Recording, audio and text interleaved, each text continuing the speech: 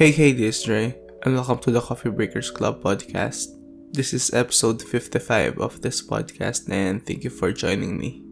Today, let's talk about one-hit wonders. Or actually, pinangalanan ko tong one-hit wonders kasi I can't really find a more appropriate title for it. Pero, really, ang mga pag-uusapan nating songs ngayon are those songs na I grew up listening pero for the longest time is hindi ko alam yung title, and unti-unti ko lang silang na-rediscover because of various means, no? And madalas hindi sadya, no?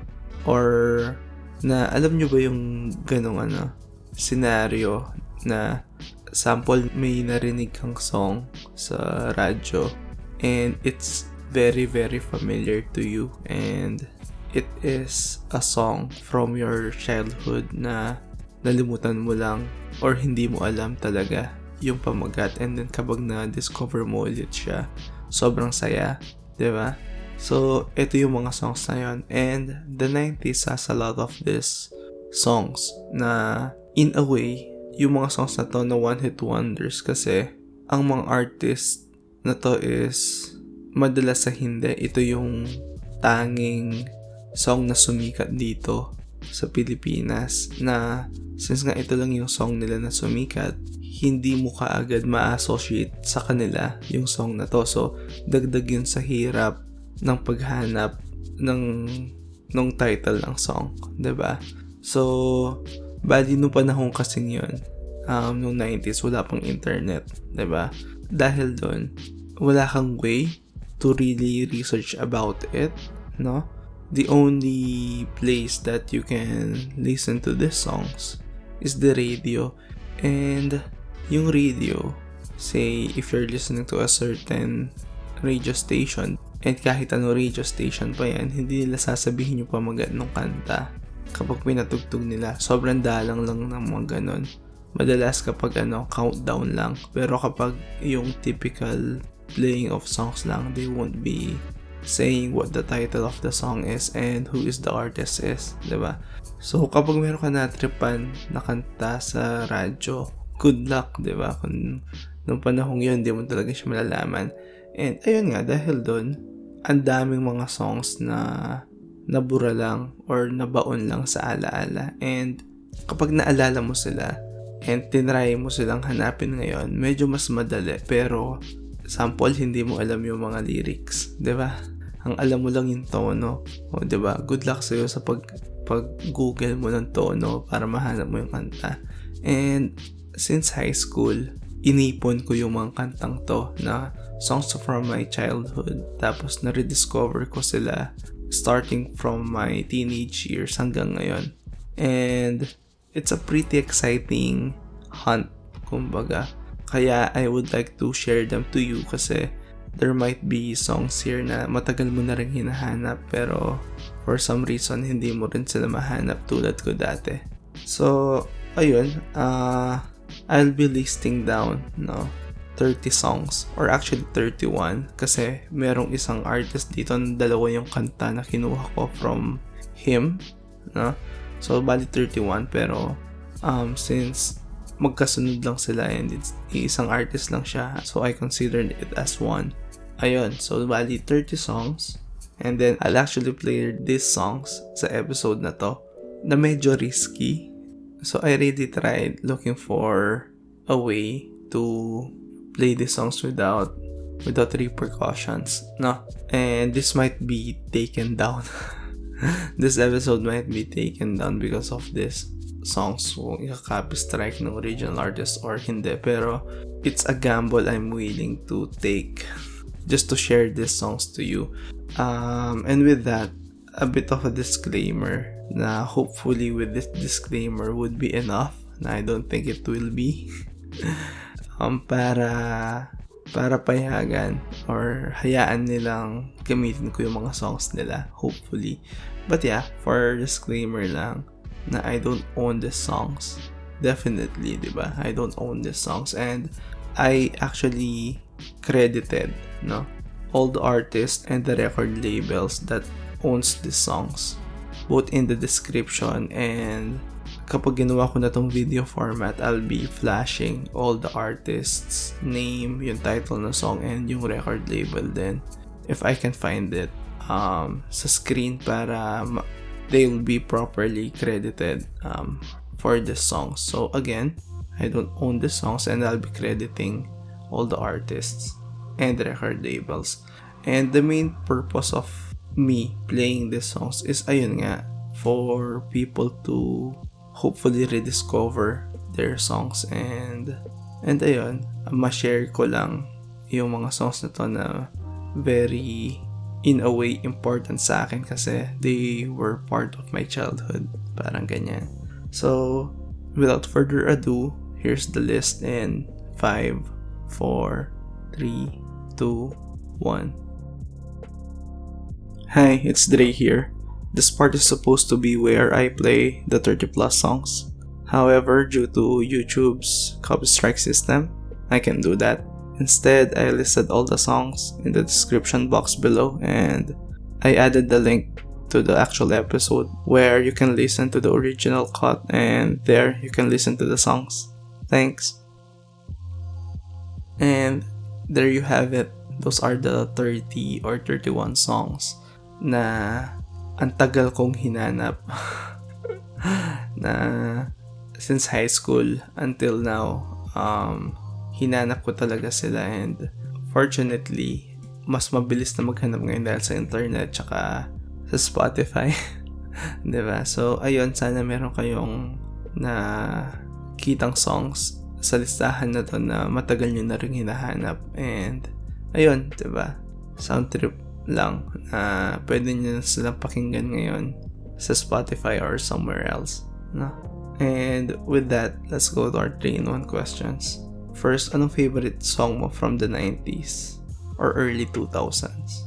Number 2, alam mo ba lahat ng songs na nalista dito sa episode na to? Number 3, kung hindi naman, ano yung song na naalala mo o na rediscover mo because of this episode? Ayun, siya nawa. The coffee break is over. Catch you in the next one. Cheers.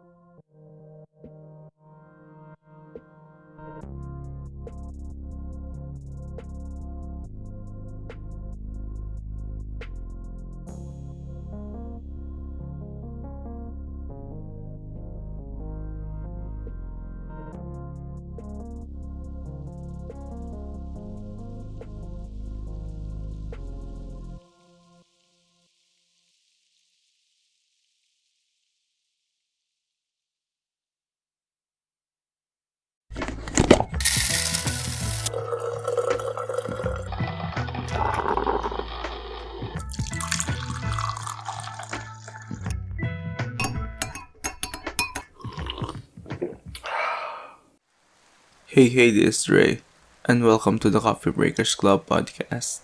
This is episode 56 of this podcast, and thank you for joining me. Today, let's talk about ghost stories. So with this episode, I'll be sharing some of my favorite ghost stories. No? I'll be sharing 2 later, and another one that is a callback dun sa isang nakwento kong pangyayari nung elementary ako doon sa public elementary school episode ko, diba? Meron ako na banggit na nangyari noon doon. So before starting, so let's talk about ghosts in general. Do I believe in them? Diba?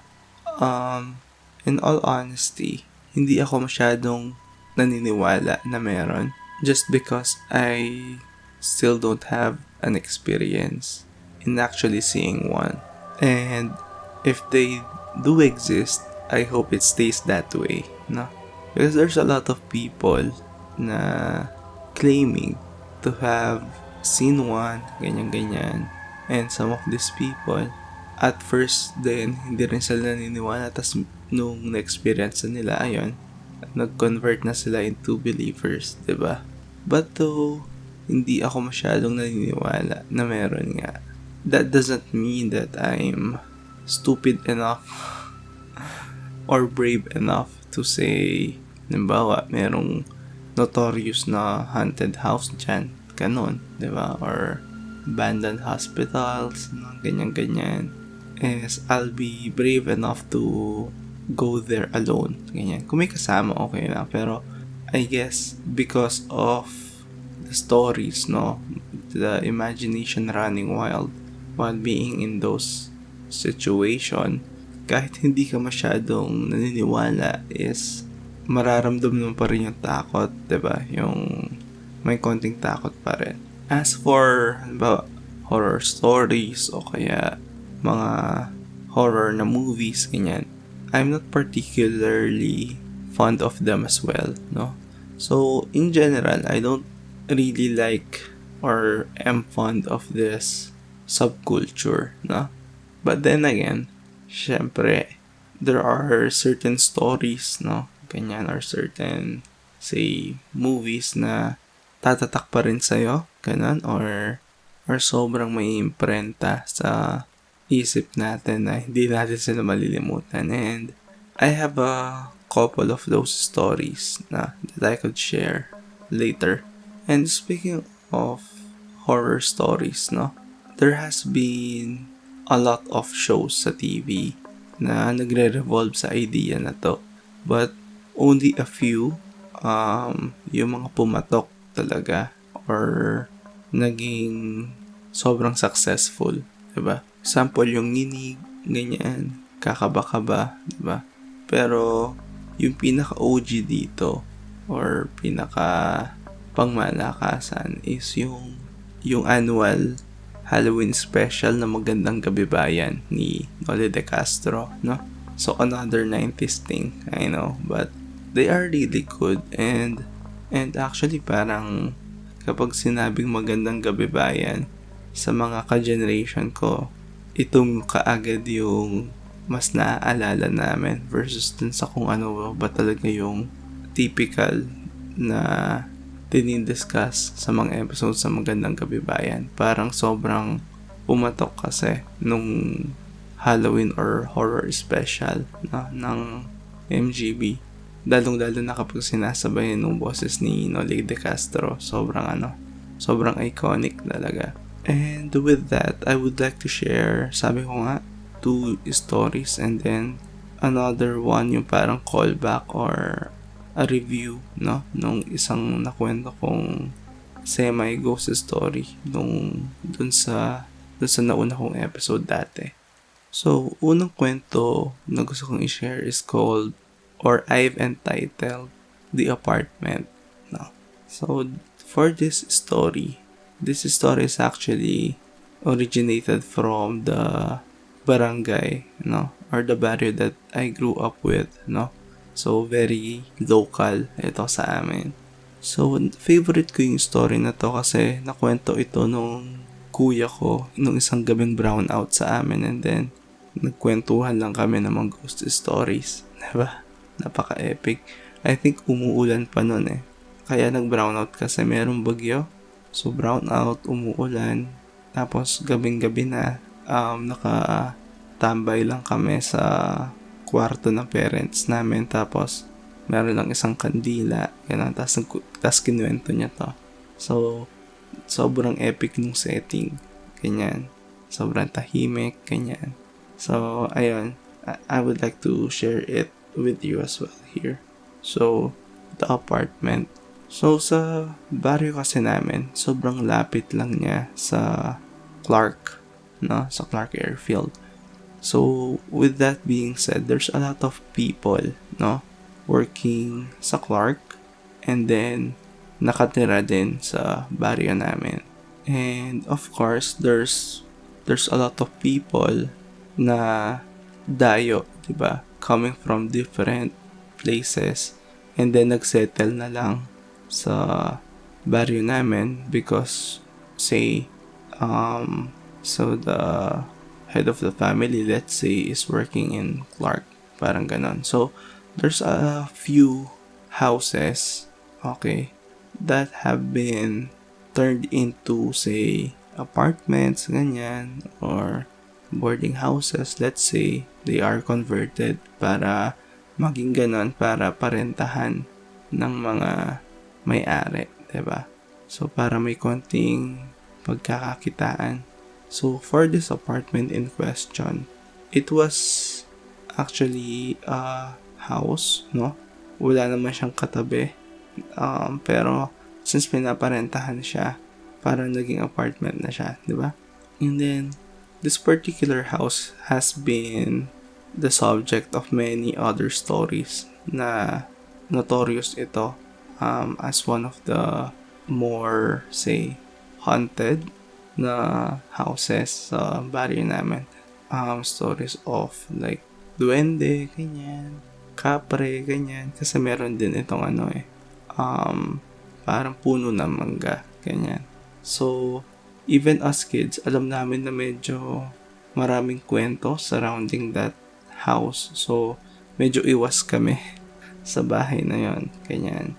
Pero ayun nga, there's this family, no, that rented that house. So, the family consists of a father, a mother, and a baby, no? Let's say a 6-month baby. So, nagtatrabaho yung lalaki sa Clark while yung babae is the one maintaining the house. So, she's a housewife, diba? Para alagaan si baby, ganyan. So the story starts there na minsan, while say cooking, ganyan, yung babae is iniiwan niya muna yung baby niya sa crib, diba? And then, minsan, naririnig na lang niya yung baby niya na tumatawa na parang merong nakikipaglaro sa kanya, parang gano'n. And then, tumatawa yung baby. So, ang gagawin niya, sisilipin niya yung baby, bakit siya tumatawa. Tapos, makikita niya na parang, yun nga, nakikipaglaro yung baby to someone, pero wala naman. So, doon na nagsuspect siya, yung babae. And, because of that, nagtanong-tanong na rin siya sa mga kapitbahay niya na local sa amin, diba? And then, yun nga, nakwento nila na parang meron nga daw black lady doon sa household nila, ganyan. And baka yun yung nakikipaglaro sa baby, something ganon.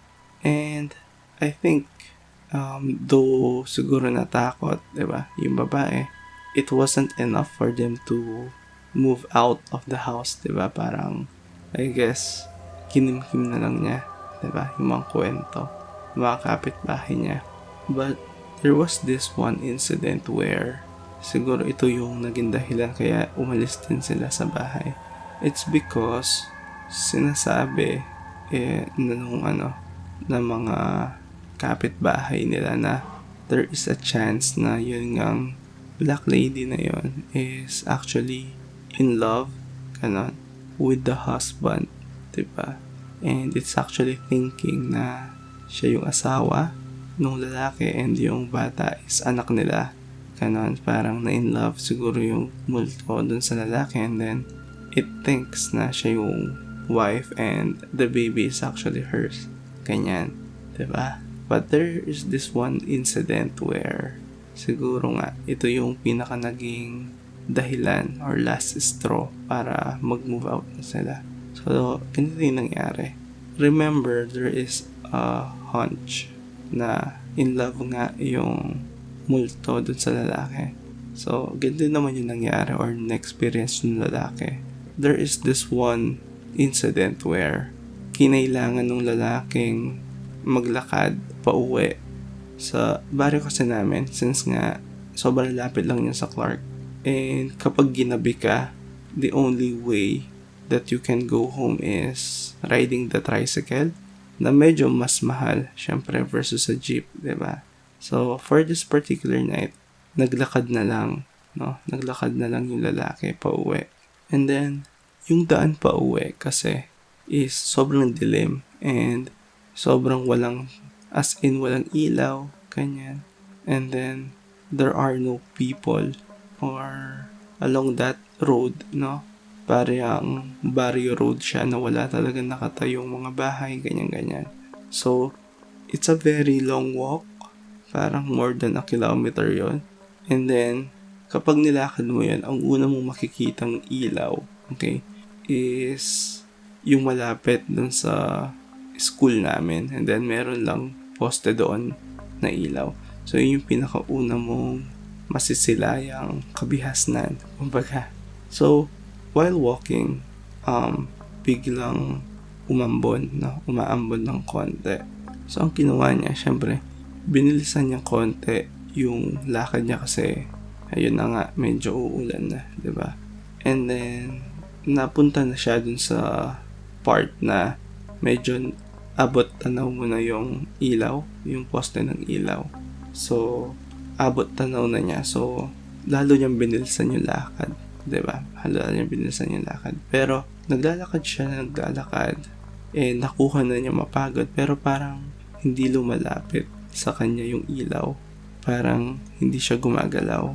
So, ang ginawa niya, parang lalo niyang binilisan yung lakad niya. Pero ganun pa rin. Parang hindi talaga siya gumagalaw. And then, napansin niya na umaambon. Pero hindi siya nababasa ng ulan. Tapos, napansin din niya na parang merong anino, no, surrounding him. Na parang merong bagay directly above him. So, ang ginawa niya is tubingin siya sa taas. And then, nakita niya na merong babaeng nakaitim na nakahiga na lumulutang sa uluhan niya. Tapos, nakatingin yung babae sa kanya, mata sa mata. So, nung nangyari ito, sobra siya nabigla at syempre, tumakbo siya, diba? Pero parang sumusunod yung lumulutang na babaeng nakaitim na to sa kanya hanggang sa makauwi siya.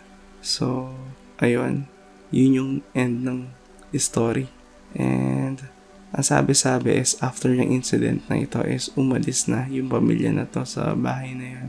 And actually, hindi ko alam kung yung bahay na to is andun pa rin sa baryo namin, pero according to the stories is marami ring tumira doon pero umaalis din kaagad.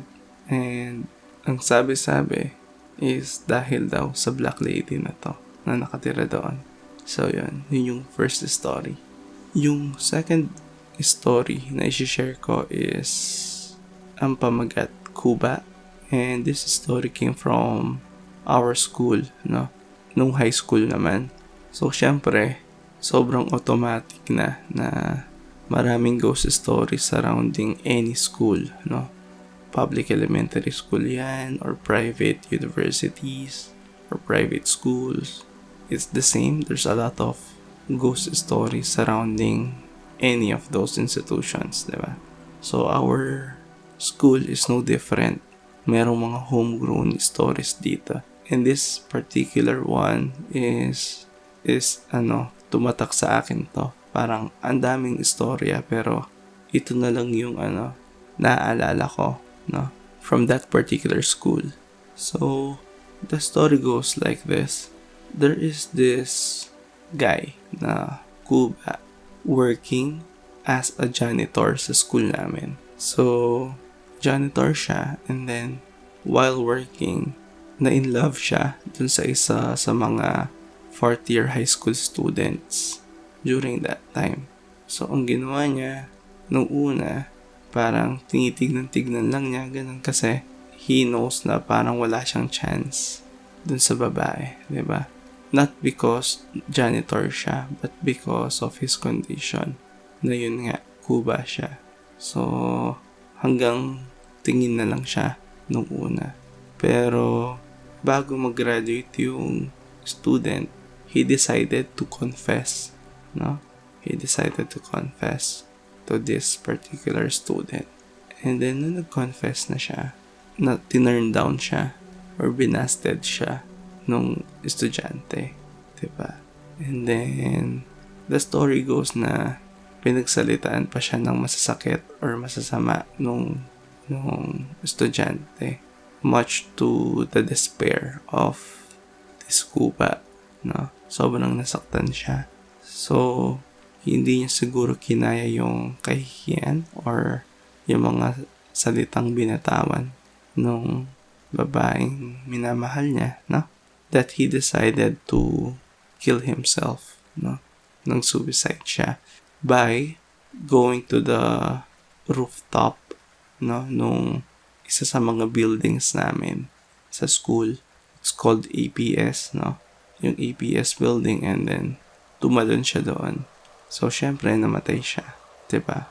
And the story goes that yung ghost niya na up to this day is hindi pa rin makamove on yung gubat na ito, na there are nights na maririnig mo pa rin siyang umiiyak, ganun. Or minsan, since nga janitor siya, maririnig mo na inaayos niya yung mga upuan, ganyan, or sinasara niya yung mga pinto, ganun, ng mga rooms. And then, meron din kasi mga steel gates per floor sa building na to dati na kailangan mong ibaba. And then, since nga bakal yung mga to, talagang maingay kapag binababa mo sila, di ba? Yung parang mga bakal sa tindahan, sa mga groceries, ganun sila. So, minsan maririnig mo rin yung mga bakal na to daw na binababa niya some nights, no? Pero hindi natatapos doon yung pagpaparamdam niya. There are some claims na yung multo ng kuba na yun is nagpapakita minsan sa mga fourth year high school students na babae na magaganda, na sinasabi is for every year merong babae na pupuntiryahin itong kuba na ito na may in love siya, ganun. And then for the rest of that year is he'll be haunting this particular person. Pwede magpakita siya sa banyo, ganyan. Pwede kanyang sinasamahan, ganun. So, warning lang sa mga, in general, high school students sa university namin na meron chance na ma-inlove sa inyo yung kuba na ito. And then, to close this out, yung mga stories na to, I would like to give background knowledge dun sa naging kwento ko sa public elementary school episode ko, no? This is surrounding yung story na kapag daw nasa school grounds ka, sa school namin is mayroong particular name, no, na hindi mo pwedeng banggitin kasi it's the name of a deceased teacher na kapag sinabi mo yung pangalan niya, mas magpapakita siya sa'yo. Parang ganun. Parang Bloody Mary yung drama, di ba? Parang ito yung version namin ng Bloody Mary.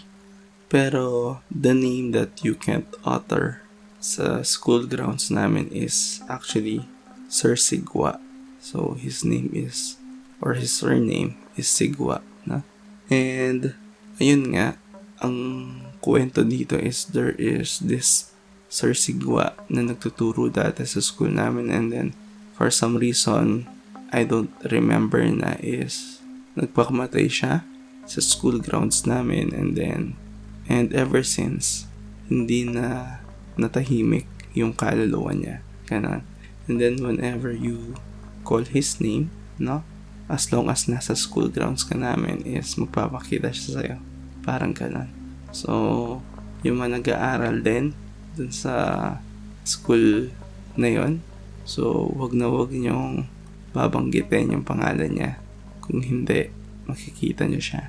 So ayun lang yung mga favorite stories ko, no, ang gusto kong i-share. So I'm pretty sure, lalong-lalo na dun sa mga nakapares kong school, ganyan, or living dun sa particular na barrio na to, I guess one way or the other, narinig nyo na rin yung kwento na to, diba? So, there might be inconsistencies here and there, pero I think yung mga basic information is nakuha ko naman, diba? And hopefully, nagustuhan nyo yung mga kwento na to, no? And at least you found them interesting, or kung gusto nyo din silang ikwento sa iba, diba? Please go ahead. So with that, let's go to our 3-in-1 questions. Una, naniniwala ka ba sa multo? Pangalawa, nanonood ka din ba dati ng Magandang Gabi Bayan Halloween specials? Number 3, may kakilala ka ba or ikaw ba mismo is meron yung tinatawag na third eye na nakakakita ka mismo din ng mga multo? Ayun, siya nawa. The coffee break is over. Catch you in the next one. Cheers.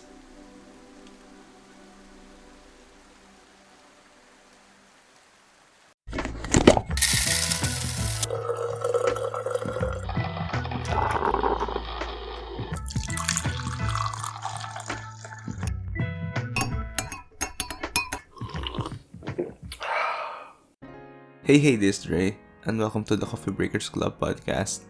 This is episode 57 of this podcast, and thank you for joining me. Today, let's talk about being a Promdi. So, as we've already established way back no episode 40 ko na I am from Pampanga, working now in Metro Manila. So, yes, I'm a full-fledged Promdi, diba? Pero hindi ito yung naging unang dahilan ko ng pagpunta sa Metro Manila. Dahil sa work, I mean. Actually, una akong tumira or napasabak sa Metro Manila nung nag-review for the board exam. So, I think I lived for minimum of 6 months, dito nun sa may Sampaloc area. So yun yung pinakaunang tikim ko ng pagtira or pamumuhay sa Metro Manila. So that is 2012, I believe.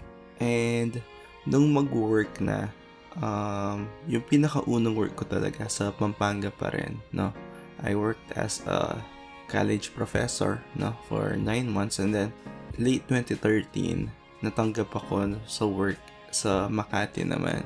So with that, babalik pala ulit ako ng Metro Manila, and I didn't actually anticipated na mangyayari yon, pero it happened, diba? So with that, yun na yung pinaka let's say magiging lifestyle ko up until now, 2020. So 2013 hanggang ngayon, diba? And my initial experience nung nagre-review and yung experience ko nung 2013 are vastly different. So for example, yung tinuluyan ko dun sa nag-review ako, which I've discussed dun sa episode ko na board exam, is ayun nga, medyo it's not the most ideal place to live, diba? While nung magtatrabaho na ako, I actually lived with my brother, since meron siyang unit and meron naman siyang spare room. Yun na lang yung ginawa namin. I rented the space dun sa spare room niya, sa unit niya, and then yun na. And it's very different kasi the place that we're living right now is very comfortable naman, diba? I can't complain about it kasi there's nothing to complain about, and quite thankful na andito din siya and hinayaan niya akong tumira with him, diba? Pero kahit na ganun, meron pa rin naman naging adjustments on my part, and I think this is true to anyone from other provinces na biglang lilipat dito and then magtatrabaho, diba? So there are certain adjustments na kailangan gawin, and some are borderline struggles minsan. The one thing na medyo nag-adjust ako is actually the language being used, diba? Kasi back in the province, as in street Kapampangan lang talaga ako, and actually I made an effort for me to speak Kapampangan in a very, let's say, a more deeper or traditional way in speaking it. Yung parang I really made effort in learning some words na medyo mas malalim or mas ginagamit ng mas mga matatandang Kapampangan. Parang ganun. Para mas maging, let's say, buo yung vocabulary ko or makatulong ako dun sa goal, hindi malimutan ng iba, diba? Yung wikang Kapampangan. So, yun yung isa kasi nga pagdating dito Tagalog na, 'di ba? And since nga for the longest time purong Kapampangan lang ako, medyo halata yung accent ko or yung punto na pagsasalita ko na parang nagtatagalog ako, yes, pero parang yung flow kung paano ako magsalita daw, sabi ng mga office mates ko dati is parang mayroon daw akong paalon-alon na punto na medyo weird. Parang gano'n. So, lumalabas yung Kapampangan accent ko, I guess. Tapos, idagdag pa yung madalas akong makalimot ng mga Tagalog words, no? Na sinusupplement ko ng mga English words noon. Na dahil doon parang nagtunog akong parang pilit na konyo. Ano mo yun? Yung parang probinsyano accent pero nagtataglish, parang gano'n. So para akong budget version ng mga konyo. And I didn't mean to sound like that or parang trying hard na konyo. It's more of minsan or actually madalas mas nahuhugot ko yung English word translation versus dun sa Tagalog. So una ko naiisip yung English word, so yun yung gagamitin ko, 'di ba? So ayun, para akong ewan nung unang sabak ko dito, yung parang the initial say first to 2 years, parang ganun. And sabi naman nila ngayon, no, kung hindi ko naman daw sasabihin na Kapampangan ako, hindi na halata masyado.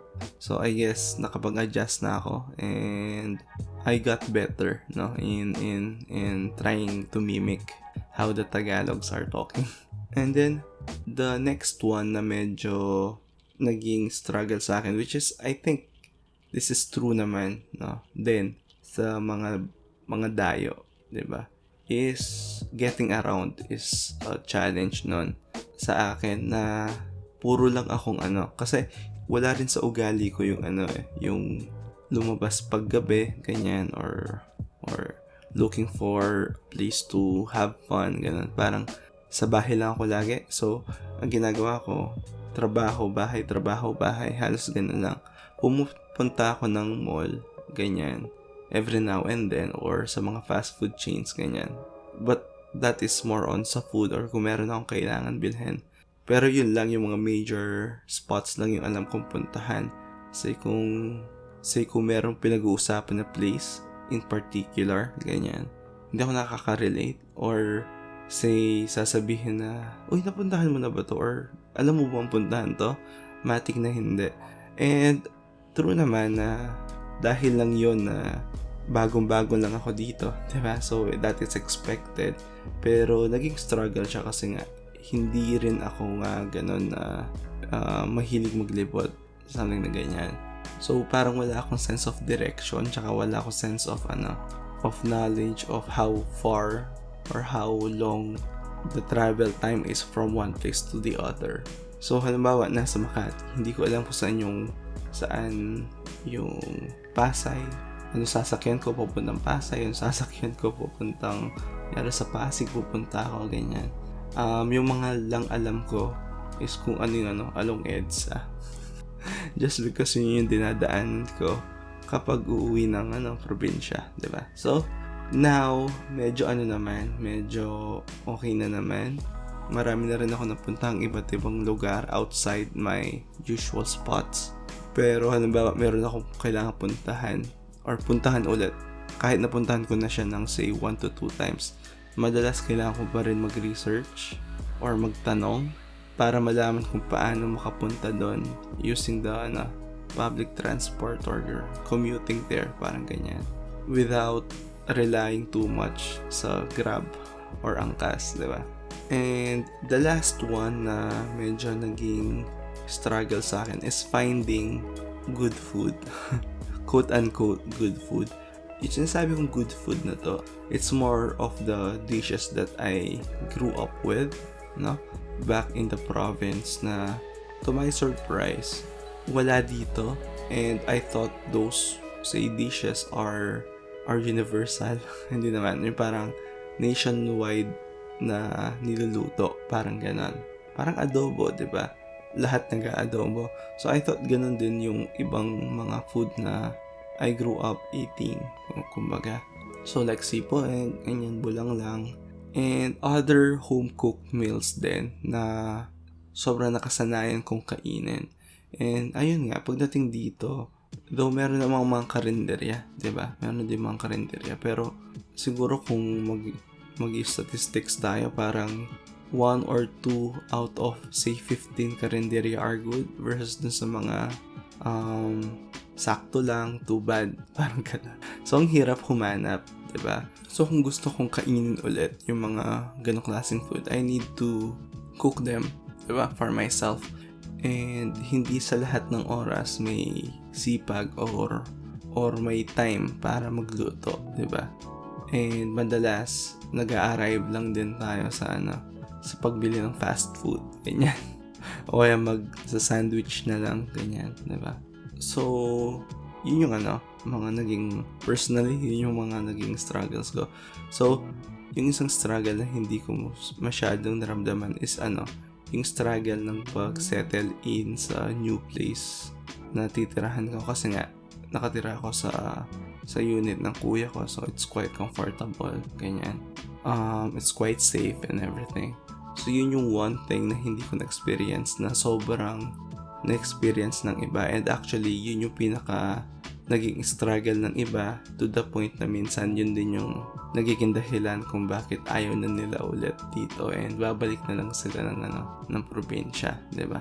Other stuff that I struggled with din or I needed to adjust with is yung mga travel time din. So like yung traffic, diba? Which is true lang naman along EDSA, diba? Kung halimbawa mag-jeep ka sa may looban, ganyan, medyo mabilis din naman, diba? Pero kapag sa mga major streets or highways, talagang sobrang traffic talaga. And yung nag-iisang solution para hindi ka ma-traffic is kunyari yung MRT, ganyan, LRT.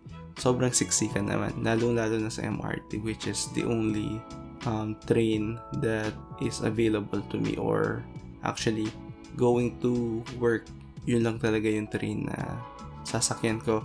Sobrang siksikan, sobrang late kasi ng capacity. So, though walang traffic, parang pick your own poison. Kung gusto mong hindi ma-traffic, mag-tren ka pero sobrang punuan. Pero kung gusto mong medyo makaupo, pwede ka mag-bus pero sobrang traffic naman. Yung parang kakainin yung 3 oras ng buhay mo araw-araw para lang makarating sa trabaho, parang gano'n. Di ka pa nakakarating sa trabaho, pagod ka na, stressed ka na, diba? So yun yung mga medyo things that I needed to be adjusted with. I needed to accept, diba? Pero hindi naman puro struggles yung nangyari. There's a lot of pros naman in living here, no? And for the several years that I spent here, parang nakita ko rin naman yung other advantages of being here, and some more disadvantage pa rin, diba? So, yung isang pro na nakita ko dito sa living here is the people that you meet are very diverse, diba? Very unique from each other, kasi nga most are coming from other parts of the country, diba? And in my situation, even other countries as well, diba? Meron din mga katrabahong expat. Pero just focusing on our countrymen, talaga, very diverse, iba't ibang ugali, iba't ibang way of life, ganyan, iba't ibang kwento na it's quite refreshing, and parang magkakaroon ka ng reason to be more flexible, to be more accepting, no? Na there are certain aspects then from other people coming from other provinces na medyo minsan kabaliktaran ng ginagawa mo or minsan nagka-clash ganyan, pero you learn to accept those differences and mas nagiging matibay yung bond afterwards, diba? And it's an opportunity to broaden your network then, or yung view mo on people, diba? So yun, so isa yun sa mga naging sobrang cool na aspects in living here, meeting unique and new people. Another pro is you learn how to be independent, diba? Looking out for yourself, ganyan. Halimbawa, kung hindi ka marunong magluto, may chance and capacity ka naman to do so, it might be worthwhile to learn new things, no? And in general, say, ikaw din yung bahalang magising, diba? So umaga para sa sarili mo, yung labahin, yung hugasin. So in general, parang yung mga daily chores, ikaw nang bahala, diba? Unlike living, say, with your parents, ganyan. Madalas sa hindi, parang you help, but alam mong andun sila, diba? So, you learn how to live independently. And another pro is, having access to cool stuff, no? Hindi na lingid sa kaalaman natin na most of the, say, cooler stuff is andito, na some of the brands, no, na say international brands, ganyan, yung mga stores nandito, and hindi lang sa mga gamit, minsan sa mga say food din, ganyan, and other miscellaneous stuff, na syempre mas nauna nag-open yung mga branches dito, ganyan, and para sa mga more limited or high-end na products, dito rin yung bagsakan, 'di ba? So, yun yung isa sa mga kung halimbawa, say mahilig ka sa sapatos, sample na lang, yung mga medyo sought after na sapatos, ng mga sneakers is nandito. And yun yung na-realize ko nung naging for my short stint as a sneaker enthusiast. Yung mga gusto kong sapatos nandito. Pag bumalik ako ng Pampanga sa mga malls, halos yung mga general releases lang yung andon, and kahit yung mga hindi hype stuff wala din doon, which is sad. And andito silang lahat, so kung ganun, may advantage ng pagtira dito kasi you'll get the stuff that you want. And most times naman, kapag meron akong hinahanap na bagay for some reasons, and a very specific one at that, madalas andito yung shop na nagbebenta ng specific na bagay na yon. So another plus in living here. And ayun nga, hindi natatapos sa mga produkto or pagkain. Some services din nandito, 'di ba? Halimbawa, some of the best doctors are practicing here, ganyan. So ayun nga, yung parang if you want to experience the best products and services the country can offer, madalas sa hindi nandito sila. So yun lang. And last sa mga pro ko is yung work. Kung halimbawa you're a young professional, diba? Ang daming work dito, and that is for a reason, diba? Andito nga yung mga companies na lalo yung mga international companies na nagtayo ng mga offices dito. Andito sila, so yung flexibility in trying to find a new job is quite easier, let's say, here. As for the cons, yan, medyo marami din namang cons. Una, it's hard to find a good place to live here. Kung makakakita ka ng maganda, safe, at malapit sa mga good spots, mahal, 'di ba? Kung nakakita ka ng mura, most of the times parang hindi sila ideal to live in, parang ganun. Parang shock na lang sila, ganun, 'di ba? And yeah, it's hard to find a good balance between how expensive it is to how good it is, parang ganun. And madalas sa hindi, kapag nakakita ka ng good balance place, is fully booked naman sila, parang ganyan. So sobrang struggle. And sabi ko nga, thankfully, hindi ko na-experience. Pero isa to sa mga nagiging cons talaga. It's really hard to find a good place to live in. Madalas din, kakailanganin mong tumira sa isang space na you'll be living with, say, total strangers, ganyan, diba? Another con is you'll be exerting more effort in terms of ensuring your own safety, no? Yung health and safety, medyo magbibigay ka nga ng extra effort just to have this. Lalo na if you are living in a neighborhood na medyo dodgy, diba? Medyo delikado, ganyan, or you need to walk long distances, ganyan, sa mga medyo dark alleys, ganyan, diba? So, it's really, minsan nakakapraning din na hindi ka mabiktima ng mga ganong klaseng, say, krimen, diba? And at the same time, sa health naman, baka nagkasakit ka and you're living alone, that's a big disadvantage kasi madalas walang mag-aalaga sa'yo. Matutulog ka na lang, diba? Itutulog mo na lang siya kasi nga, most of the people coming from the province, pag pumunta dito, sila lang mag-isa, diba? So, ayun, sad kapag nagkasakit ka. And the last one is, it's a bit more expensive here. Though hindi naman gano'n masyado nagkakalayo, pero merong mga ibang bagay na mas mahal dito. Say, yun nga, yung mga renta sa mga bagay-bagay, yung ibang food din sa mga karinderya, kunyari, mas mahal ng dihamak versus dun sa mga presyuhan sa probinsya, diba? Madalas dito, say, balik tayo sa sa mga dorm, ganyan, or bed spaces, apartments. Sobrang mahal na nga, pero sobrang pangit pa. So, using the same amount of money, makakahanap ka sa probinsya ng sobrang ganda na, diba? So, yun, it's a tiny bit expensive here. And ayun, living here is not that easy.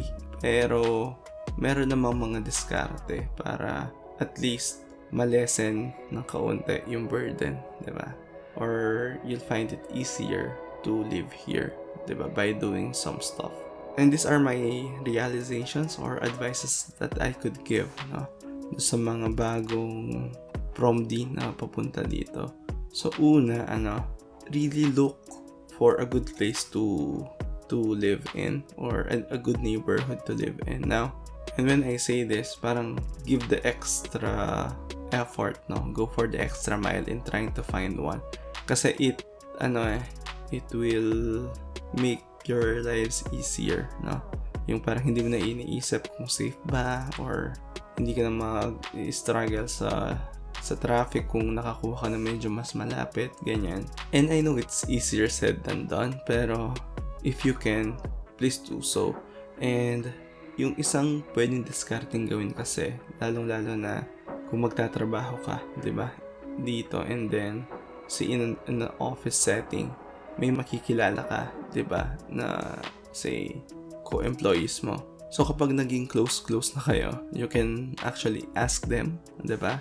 Kung saan sila nakatira, ano yung living conditions nila and whatnot. And some even, nag-group together para makaya nila yung, say, merong isang place na medyo mahal, pero they could divide that expense among, say, 4 people. Tapos, sila na rin yung magkakasama sa room, diba? Yung mga magiging katrabaho mo, which is, I think, a good idea, especially kung nag-i-start pa lang kayong lahat, diba? So, yun, that's a good one. Number 2 advice is learn how to cook, no? Kasi nga, ang dali nating matrap dun sa lifestyle na bibili na lang ng fast food, ayan, iho na lang or barbecue na lang, gano'n. And, okay naman yun, very, very convenient, diba? Pero, again, hindi siya healthy to do everyday. So, kung gusto mong makatipid at makakain na medyo mas masustansya, napasok talaga sa panlasa mo is, yun nga, learn to cook. It takes practice lang naman para makuha mo yung tamang timpla, diba? The next one is wag kang patrap or don't be easily swayed sa mga bagay-bagay na pwede mong bilhin dito, di ba? Kasi dito mayat maya may sale, ganyan.